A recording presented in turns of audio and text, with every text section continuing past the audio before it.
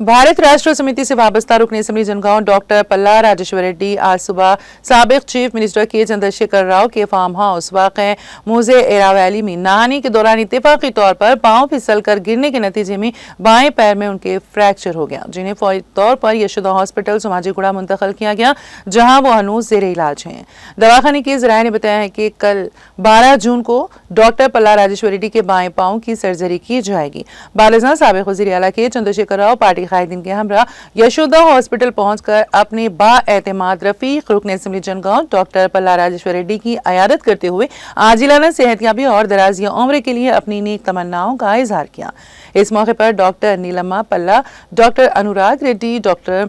गदरा Raju Chandu, B Rakesh, साबिक रियासती वज़रा T Harish Rao, T Srinivas Yadav, B Vinod Kumar, साबिक रुकन parliament Mohammed Jahangir Sahab, farm house incharge Mohammed Zubair Pasha, रियासती यूथ लीडर, सदर AZ फाउंडेशन जनगांव हल्के के मुतादिद पार्टी कायदीन और कारकुनों के अलावा डॉक्टर पल्ला राजेश्वर रेड्डी की चाहने वालों की कसीर तादाद की आमद के नतीजे में अयादत करने वालों का यशोदा हॉस्पिटल सोमाजीगुड़ा में तांता बंधा हुआ है।